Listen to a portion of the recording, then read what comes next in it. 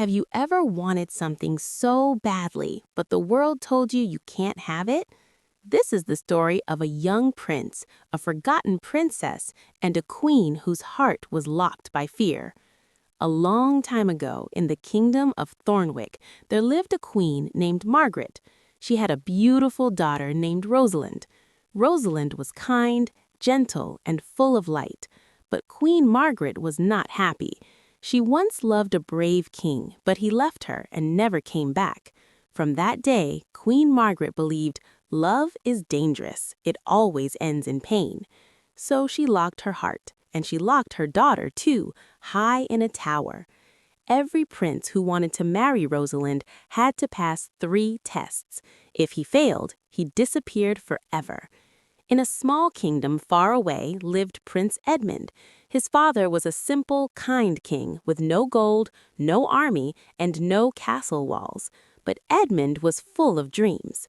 One night, Edmund had a strange dream. He saw a girl in a tower crying. She held a golden rose and whispered, "Please find me, I'm still waiting." When he woke up, his heart was racing. "I must go," he told his father. "I saw her. She's real, and I must try." "No!" cried the old king. "Queen Margaret is dangerous. Many princes went, none came back." "But I can't sleep. I can't eat," said Edmund. So the king hugged him tightly and said, "Then go, but don't go alone. Find help on your way." Edmund began his journey. He had no servants, only courage. One day, he saw a mountain, but the mountain started to snore.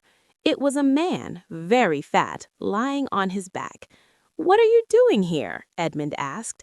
"I ate breakfast, 10 chickens and 100 cakes. Now I want lunch," said the man. "Come with me," said Edmund. "You can eat more and help me too." "Bring me food," said the man, "and I'll do anything." Edmund gave him a sandwich. The man smiled and said, "Call me Grub." A little later, Edmund saw a man with his ear on the ground. "What are you doing?" asked Edmund. "I'm listening to the world," he said. "A baby bird was just born in another country." "Can you hear the princess?" Edmund asked. "She's crying in a tower. Her song is sad." "I will follow you," said the man. "Call me Whisper." Then Edmund saw 2 trees, but no arms. They belonged to a man with the longest arms in the world. "Can you help me reach something far?" Edmund asked. "I can reach anything," said the man. "Call me Stretch." Next, Edmund met a man with one hand over his eye. "Are you blind?" asked Edmund. "No," he said. "I can see too much. I see through trees, mountains, even time. Call me Glimpse." Finally, Edmund met a man wearing many coats on a hot day.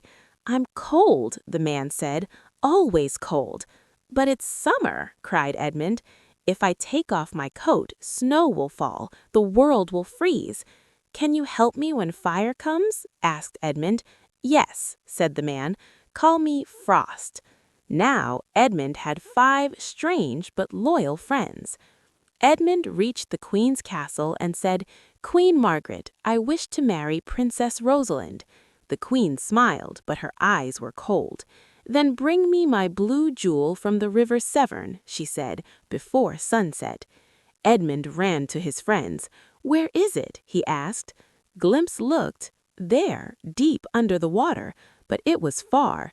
Stretch reached in, but he couldn't grab it. Grub laughed, opened his mouth, and drank the whole river. Now the jewel lay in the dry riverbed. Stretch picked it up and gave it to Edmund. The queen's hand shook. "Impossible," she whispered. The next morning, the queen said, "Eat 40 roasted birds before noon. If I find 1 feather left, you die." "Can I invite 1 friend?" Edmund asked. "Only 1," said the queen. He brought Grub. By noon, not only were all 40 birds gone, so was the queen's kitchen, garden, and fruit trees. "Still hungry," Grub licked his fingers. The queen turned pale. "This one is dangerous," she whispered to herself. That evening, the queen gave Edmund sweet food and wine. She secretly put sleeping powder in his drink. Then she led him to the tower room where Rosalind sat, bathed in the sunset. Her smile was sad but bright. They talked, but soon Edmund's eyes grew heavy. He blinked and fell asleep. Half an hour later, he woke up. Rosalind was gone. He shouted from the window, "Whisper, where is she?" Whisper listened. "She's crying inside a tree across the river." Glimpse looked. "Yes, she's trapped by magic." "How do we reach her?" cried Edmund. "My turn," said Frost. He opened his coat. Snow fell. The river turned to ice. They ran across. Stretch opened the tree. Rosalind ran into Edmund's arms, and they raced back. Stretch lifted them into the tower just before the Queen arrived. "You're early," said Edmund. "We were just discussing trees and rivers." That night, the Queen gave Edmund and his friends a bedroom. Underneath it, she built a fire. Whisper whispered, "They're burning us alive." "Now I'm warm," smiled Frost. But Edmund said, "Take off your coat, freeze the fire." Frost did. The fire died. The Queen heard nothing. She opened the door smiling, but Edmund and his friends ran out laughing. "Too cold," said Grub. "Let's sit by a fire." The Queen fell to her knees. "You have passed all 3 tests," she said. "I cannot stop you." "Why did you do all this?" Edmund asked softly. "I was once in love," she said, "but I lost him. So I locked my heart. I thought if Rosalind never loved, she would never feel pain." Edmund looked at her gently. "You don't have to lose your daughter. You don't have to lose love." The Queen wept for the first time in years. Her heart opened. She gave them her blessing and left the castle to rest far away in peace.